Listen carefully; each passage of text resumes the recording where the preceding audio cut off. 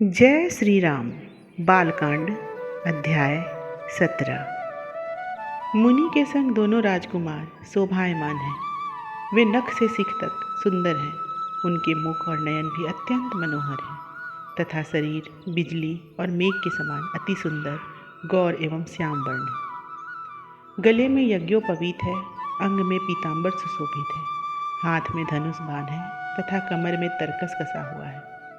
मानो यज्ञ के रोग रूप राक्षसों का नाश करने के लिए सूर्यदेव ने अग्नि के साथ अपने पुत्र दोनों अश्विनी कुमारों को भेजा हो। बादल छाया कर रहे हैं, देवता लोग फूल बरसाते हैं तथा उनकी छवि को कामदेव से भी अतुलित बतलाते हैं।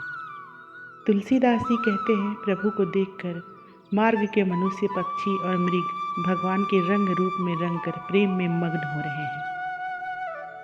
मुनिवर विश्वामित्र के साथ दोनों भाई शोभायमान हैं। वे सिर पर काक पक्ष, हाथों में धनुष बाण तथा कमर में सुंदर पीतांबर और तरकस धारण किए हुए हैं। उनका मुख चंद्रमा के समान, नेत्र कमल पुष्पवत तथा शोभा के घाम श्याम गौर शरीर है। उनकी अतुल छवि देख विश्वामित्र जी पुलकित होते हैं और उनके हृदय में प्रेम की उमंग नहीं समाती। वे मार्ग में तरह तरह के कौतुक करते खेलते चलते हैं तथा नदियों और सरोवरों के तट पर लता, पुष्प और कमलों को तोड़ते एवं उनका अमृत के समान शीतल जल पान करते हुए देर तक ठहरते हैं। वृक्षों के नीचे स्वच्छ शिलाओं पर बैठ बैठकर बारंबार वहाँ की छाया और वायु की प्रशंसा करते हैं। उन्हें देखकर मयूर नाचने लगते हैं एवं भ्रमर तथा कोयल और सूक आदि पक्षी बड़े सुंदर ढंग से गाने लगते हैं। प्रभु को देखकर मृग पक्षी, गौवे, ग्वालिनी और ग्वाले अपने नेत्रों का फल पाते हैं। तुलसीदास जी कहते हैं, सभी लोग अपने मन रूप कोमल कमल की कुटिया में प्रभु को आसन देते हैं। मार्ग में विश्वामित्र जी के साथ दोनों भाई शोभायमान हैं। कवि स्वभाव से उनके अंगों के लिए तरुण तामल तथा मनोहर चंपक वृक्ष की उपमा कही जाती है। भगवान के वस्त्र और आभूषण उनके अंगों के अनुरूप ही हैं, जिनसे सुंदरता उमड़ पड़ती है। मानो उनके मुखमंडल में कामदेव की तथा नेत्रों में कमल की सुंदरता लुभा कर रह गई है। उनके कंधों पर धनुष, कर कमलों में बाण और कमर में भली भांति से तरकस कसा हुआ है। भगवान की सुंदरता को देखकर 14 भुवन की सारी शोभा तुच्छ जान पड़ती है। पृथ्वी सुकोमल मार्ग देती है। बादल छाया कर रहे हैं, देवता लोग फूलों की वर्षा करते हैं तथा वायु सुखदायक हो रहा है। इस प्रकार जल एवं स्थल में उत्पन्न होने वाले फल, फूल और जल आदि सभी प्रेम पूर्वक भगवान की पहुनाई कर रहे हैं। गुरु जी के साथ भगवान का संकोच, भय और विनय के सहित बोलना एवं चलना फिरना बड़ा सुंदर जान पड़ता है। बीच बीच में चित्र विचित्र पक्षी और मृगों को देखते तो उनका मनोहर चापल्य सुहावना जान पड़ता है।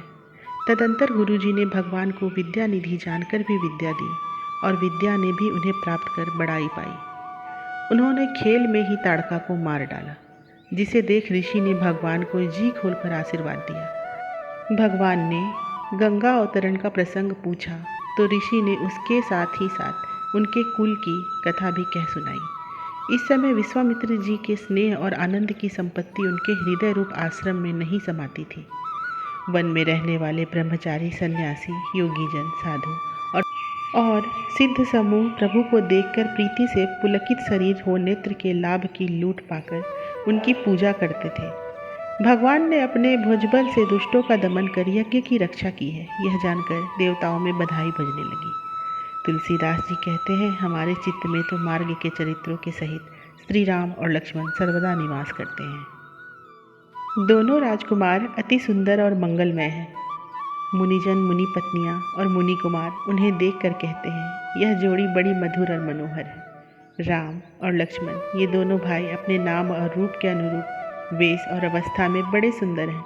मानो इन्हीं से मेघ और विद्युत, कामदेव तथा मरकत मणि और सुवर्ण ने भी कांति पाई है। इनके चरण कमल समान हैं, कटि प्रदेश में पीत वस्त्र हैं तथा ये तरकस, धनुष और बाण धारण करने वाले।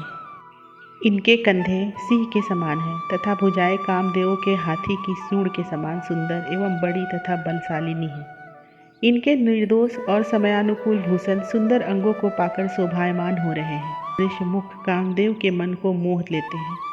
इन्होंने बाल स्वभाव से ही सिर पर मयूर पिच्छ तथा पुष्पदल के आभूषण बनाए हैं तथा शरीर में लगी हुई खेल कूद की चिन्ह स्वरूप रज तथा कीच मानव चुरा कर किए हुए इनके बाल चरित्रों को प्रकट करती है।